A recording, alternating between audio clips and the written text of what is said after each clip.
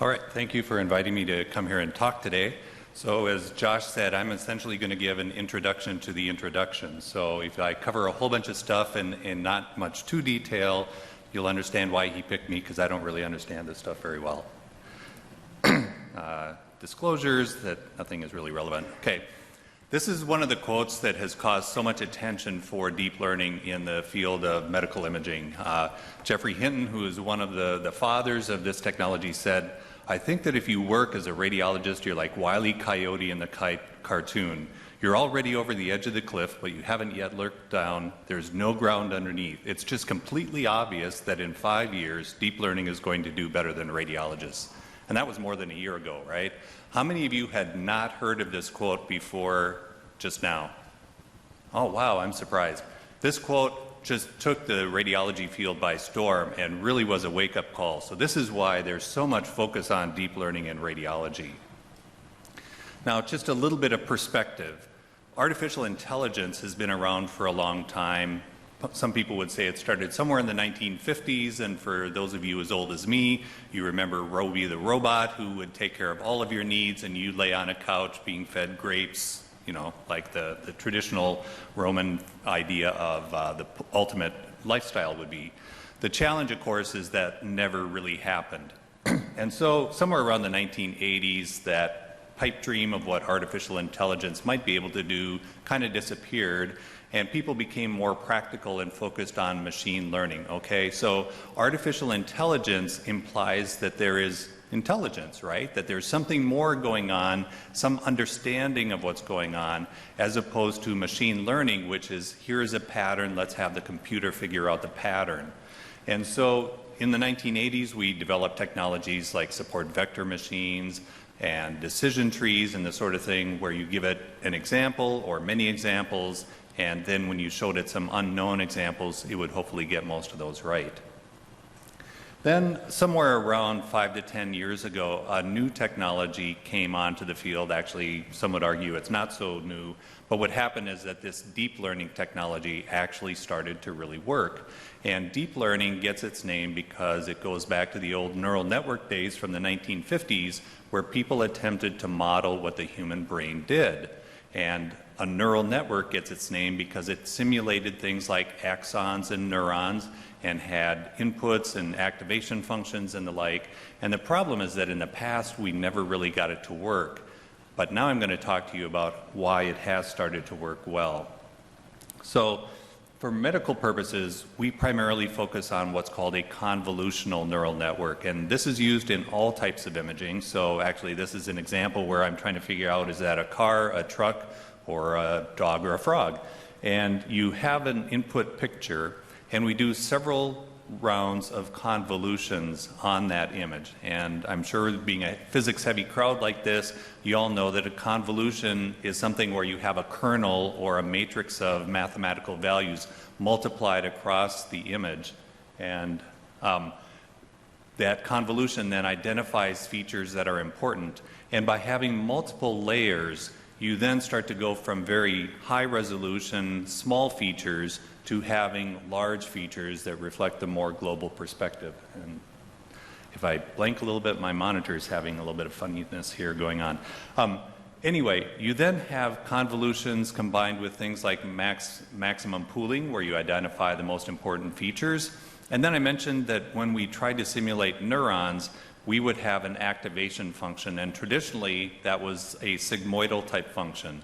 And now we're finding other types of functions actually perform much better. In this case, I demonstrate the use of a ReLU, or a rectified linear unit, where you rectify it. In other words, an input negative value outputs 0, otherwise you output whatever the positive value is. So why is there so much attention on this now? Well, there's an international challenge known as ImageNet, where people got together and they collected over 1 million images, and they hand-labeled about 1 million of them and released those as a training set. So it would be a dog or a frog or a plane or a train or whatever. And then they held back about 200,000 images as the test set, and people would submit their algorithms, and then a committee would test how accurate that algorithm was on the test set of 200,000. And typically, if you got a % or so increase in performance, that was a big increase. They had really sort of started to plateau on the performance of the ImageNet challenge. And they were hitting somewhere around 70 to 75% accuracy. And then in 2012, a deep learning algorithm was applied or submitted, and you can see it caused a big jump in performance, nearly 10%. And then the following year, again, a huge jump, and again, and again. And you can see now they are performing quite well, almost 100%. And then actually one of the people who submitted an algorithm said, you know, I wonder how good I can do this. So he said, I trained my GPUs for 40 hours. I'm going to take 40 hours of my life and I'm going to look at all those examples and try to figure out what the pictures are. And then he took the test and he performed at 95%. So you can see now that on this test, the computers are doing better than humans. Ergo, you can understand why Hinton would start to say, you know, computers are going to surpass radiologists because all radiologists do is look at pictures and output a diagnosis, right? Well, of course, what we do as radiologists is more complex than this. And as you can imagine, if this guy only got 95% and he was a Stanford Ph.D., so most people would say he's above average intelligence, it was actually more complex than is that a plane or a train. They would show pieces of a wheel or, you know, genus and species of a flower. So it was a complex test. But nevertheless, for a complex test, computers started to do better than humans. There are important benefits of deep learning compared to the conventional machine learning. So with conventional machine learning, we would look at an image and we would try to calculate features that we thought were important. In the case of mammography, for instance, we know that microcalcifications are an important indicator of malignancy. And so we would try to calculate features like high frequency and high intensity next to low density, and we would calculate those and then feed those values that we thought were important into something like a support vector machine or a decision tree. And so we would have to handcraft the features that we thought were important and then feed that on to a classifier of malignant or not malignant. In the case of deep learning, you can simply provide the image and the diagnosis, and the deep learning algorithm figures out everything in between. And that has a couple of important benefits. One is that if you're lazy like me, you don't have to figure out what the features are and calculate them. Furthermore, if you're not very smart like me, you also don't have to know what the features are. And I think that that's actually a really important differentiator, because that implies that we humans are smart enough to know what all the important features are. And I hope by the end of this talk you'll realize, you know, there's a lot of information in those pixels that goes right past our retinas. But this is really the game changer. So if you remember one thing about deep learning, I want you to remember this. So why is it happening right now? Why did that jump happen in 2012 and what's going on so much? Well, these are the 4 factors that I think people point to, and I'm going to go through each of them in more detail. But essentially it's computational power, theoretical advances, lots of money, and lots of data. Computational power. We all know about Moore's law, right? Computational power doubles every 18 months. And so on the left-hand side, the scale is exponential. And so CPUs are following that Moore's law exponential there. But what happened about 10 plus years ago is that some clever people figured out how to map the deep learning calculations onto GPUs. How many in the room know what a GPU is? Almost everyone. Excellent. So the point is that with a GPU, you can buy a card that's, you know, a few $100s and have hundreds to thousands of cores. And therefore, if you do the mapping properly, you can get something like 100x performance for about the cost of a CPU. And so we have jumped the S-curve to where we're getting significant improvements in performance for deep learning. And then Google came along and said, well, you know, GPUs are really designed for graphics. Let's build a chip that's really designed for doing tensor calculations, so TPU. And you can't buy a TPU, but you can rent it, all right? If you go out to Google Cloud Computing, you can actually gain access to a TPU for deep learning applications. And on a power basis, TPUs are probably something like 10% better than GPUs, or 10 times better, primarily because they're built just for doing that focused calculation of tensors. And Quantum computing. People are starting to think that we can map the calculations onto a quantum computer, and how much of a jump that will be is unclear at this point. Theoretical advantages. So I mentioned that back in the 1950s we tried to use neural networks as a way to model what the brain does, and it never really worked very well. I think actually the theoretical advances have been forgotten and we focus on GPUs, but this is really what I think the main game changer is if I had to rank them. We do pooling, which is not necessarily intuitive. We thought we had to have a more complex mathematical function, but it turns out if you just take the biggest value coming out of the convolution kernel, that works pretty well. Regularization, and in particular dropout. In this case, we drop out 30 to 50% of the nodes in a network. We just throw them away. Isn't that Alzheimer's disease for your neural net?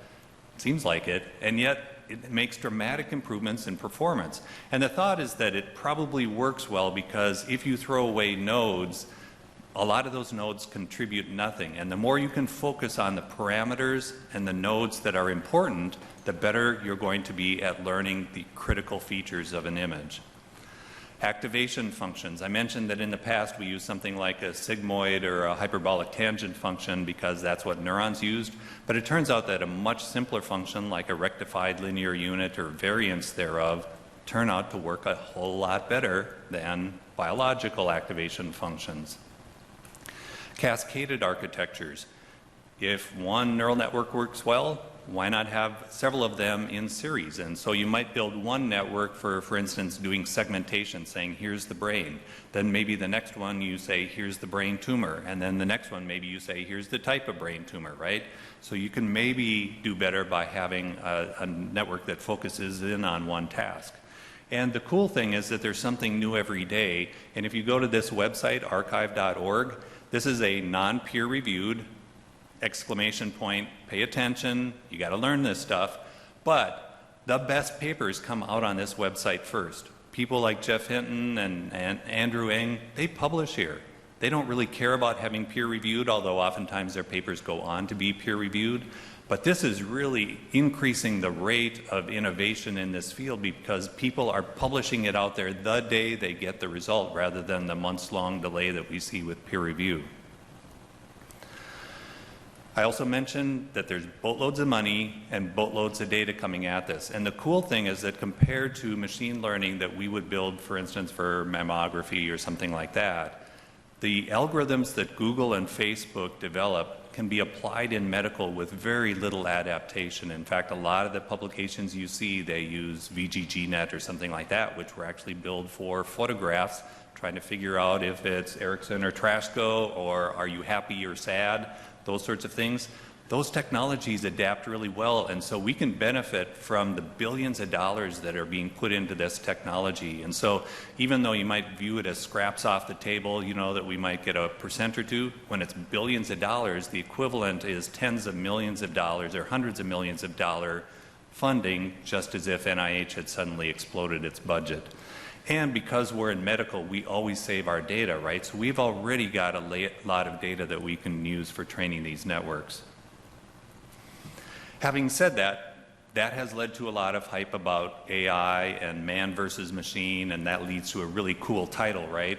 But quite frankly, there is way too much hype on computers replacing us radiologists or physicians. There's just a lot more variability in our job than most non-radiologists recognize. I had a chance to talk briefly with Jeff Hinton, and I said, well, you calling us picture recognizers is like me calling your computer scientist transcriptionist, because all you do is type into a computer, right? And, I think they're starting to understand that there's a lot more complexity in medicine than they appreciated. Having said that, I'll contradict myself and say I do think that computers will start to read, in quotes, screening or high volume exams, and they'll do a lot of mundane tasks like measurements that we radiologists and physicians hate to do. And I think they will do a reasonable job of creating preliminary reports. And the fact that they'll have prelim reports that we can then track the changes on is going to really accelerate the learning cycle. Instead, we really have to focus on man versus man plus machine. And I think there's an awful lot more information in images that computers can extract that simply blows past us.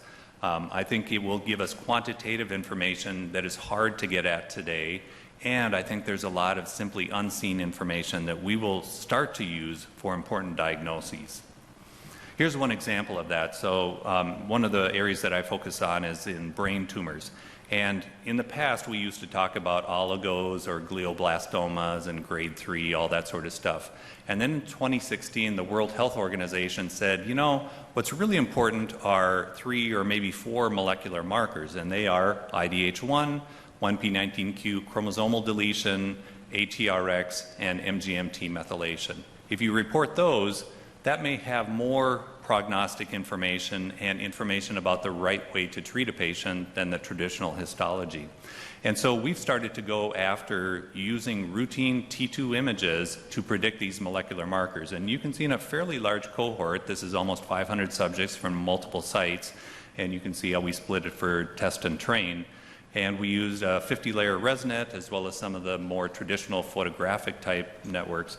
And we're getting 90 to 95% accuracy just off a T2 weighted image. And in fact, we don't even hand segment these. We just feed it in the raw image. It finds the tumor and then it finds the marker.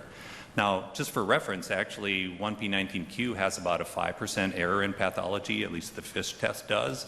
And something like 10% of MGMT tests come back no result because they didn't get enough tissue. So some could argue that we're actually doing as good as pathology just off a routine T2 image using deep learning networks. Now, how many radiologists today would predict these sort of markers looking at the T2 image? I know I don't. This is the potential of deep learning and why there's so much excitement. So I think when you look at deep learning and the radiologist, I think deep learning applied to radiology images can predict important molecular markers with quite high accuracy. I think it can also do a lot of mundane tasks like segmentation that may aid quantitative imaging. There's a lot of focus on that. And I think it may do things like identify robust response in a much more robust way than we ever did. I don't have time to go into all that, but I think that you can see that if we can predict molecular markers, we probably can also start to predict response or not. I think also that deep learning may be a better tool for targeted therapies, because if you know the molecular markers, you're also seeing the whole picture, right? If you do a biopsy, you know the marker of that tumor, but you don't know how that host, how the patient is dealing with that tumor, right? If it was nothing but that molecular marker that determined response, then the targeted therapies should be 100% effective or 0% effective, but they're not, right? We know that there are interactions between the host and not, and when we look at the activation fields, we have ways of knowing what part of the image the algorithms are looking at. There's information out in the visually normal areas of the brain that predict what type of marker the patient will have. And that tells me that there is information about the battle going on in the patient, between the patient and the tumor. And probably MRI is going to be better at figuring that out than simple molecular markers. I think that's really another key thing of there's information there that we simply can't appreciate. Now, some of the things I say may seem to be a contradiction with what other people say, and I didn't cover every aspect of deep learning. And so as you go through this session and probably through the week, I want you to remember this picture too. Okay, so there's the story of if you have a bunch of blind men in a room with an elephant and you ask them what they feel, one will feel a snake when they're actually feeling the nose, some will feel a tree trunk because they're feeling a leg. Okay, deep learning is very much the same way. I'm amazed when I read papers and see all the different applications that people are thinking of for deep learning. There is no limit, quite frankly, as far as I can tell. It's as limited as our imagination is. And so when people focus on segmentation, yeah, deep learning can do that well. When we focus on classification, yeah, deep learning can do that well. When we talk about image reconstruction and being able to create prettier pictures essentially from more limited data, yeah, deep learning can do that well. And so I think that the reason that we see a room full like this is because it's limited by imagination, and I think there are a lot of imaginative people in this room. And so I hope that you start to figure out how to take deep learning and apply it to your area of interest and your area of research, because these are extremely powerful tools that can really do a lot. Quite frankly, deep learning is changing the world, right? So now I'm going to blow out a little bit. The huge firms like Facebook and Google, Tesla, Apple are developing and sharing the technology. Okay, that's the big game changer. If Google wouldn't have shared TensorFlow, I can tell you this would not be advancing as rapidly in medicine as it is today. And the impact on medicine, not just radiology, not just imaging, is going to be huge. Let's talk about that a little bit here. Diabetic retinopathy is one of the most common causes of blindness across the world, and so Google has focused on this particular challenge. And so they collected a large number of images, over 128,000 images of retina, and then they asked experts, ophthalmologists, to rate the degree of disease. And you can see there was huge ranges of disagreement among the so-called experts as to whether there was retinopathy or not going on.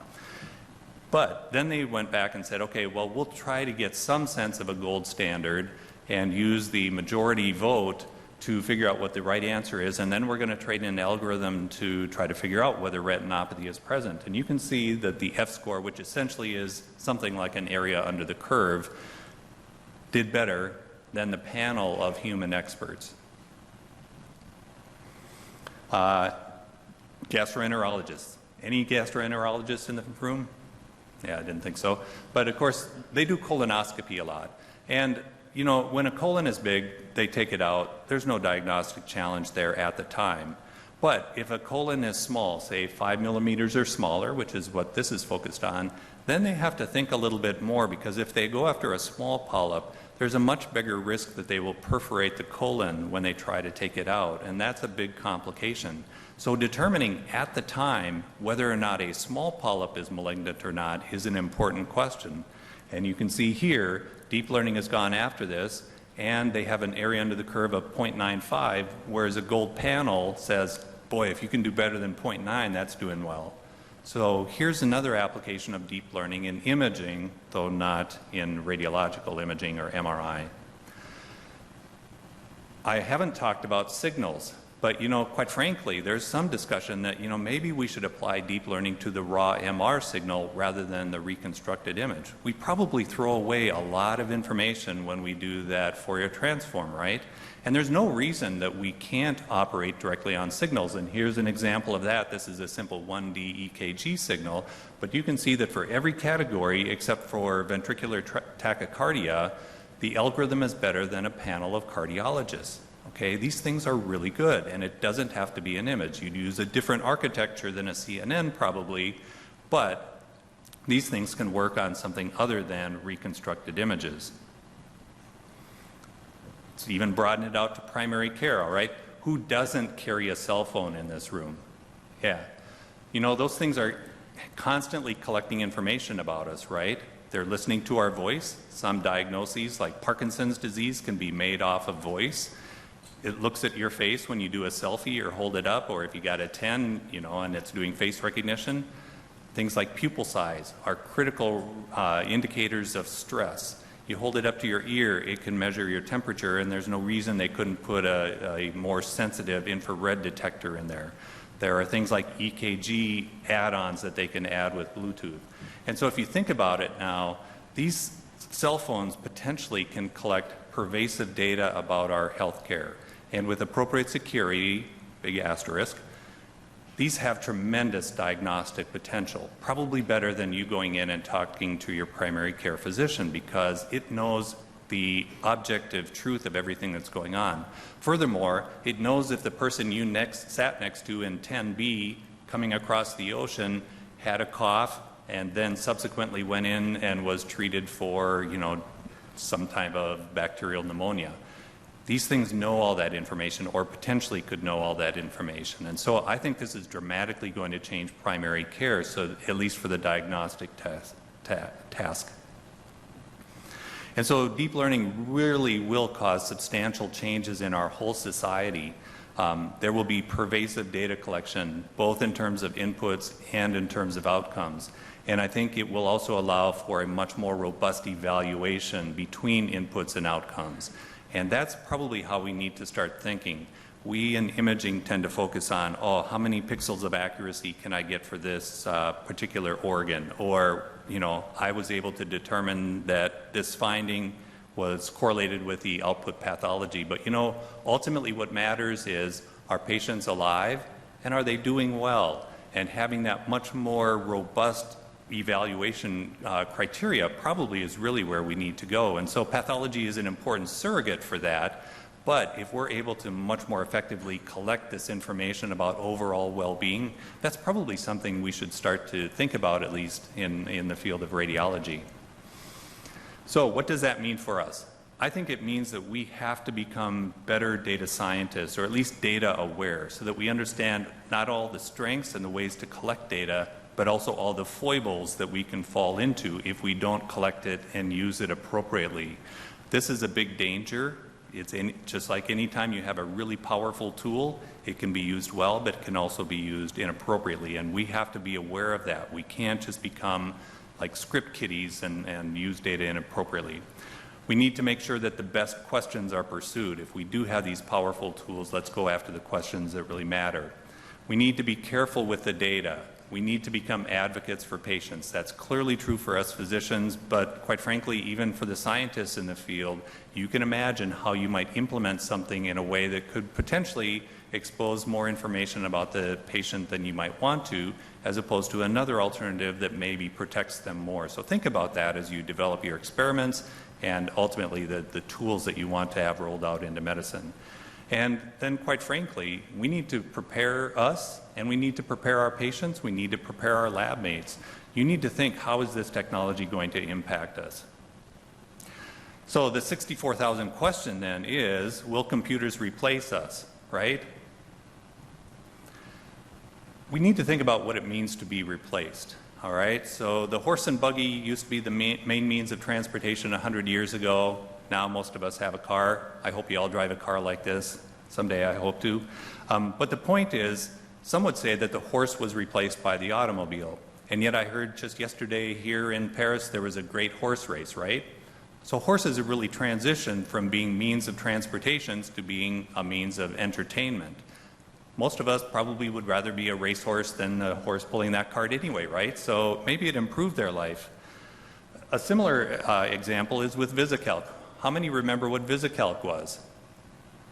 Not many nerds in the crowd. Okay, so if you know what Excel is, I'm sure. Okay, so Visicalc was actually the predecessor of Excel. It was the first spreadsheet product out there, and it came out in 1978.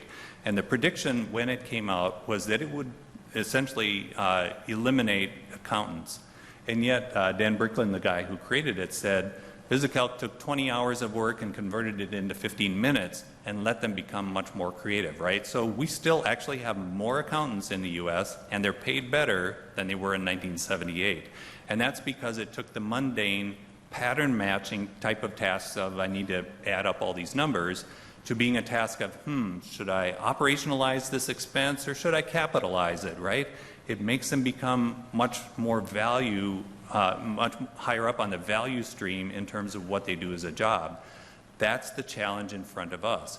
If our job is simply about pattern matching, then we're at risk. But if we can become more creative, then I think we're going to do much better. And so if you now map it back onto MRI again, I think that deep learning will significantly increase the amount of data and information that we extract from images. That's good news for us in MRI. I think deep learning will make quantitative imaging routine. That's good news for us in MRI because that means we get more and more value out of what we produce. And I think it will make radiologists and perhaps physicists and scientists more efficient and reduce the overall interpretation effort and let us focus on the ones that are really important, very much like Visicalc did for accountants. I think the impact on professional demand is unclear.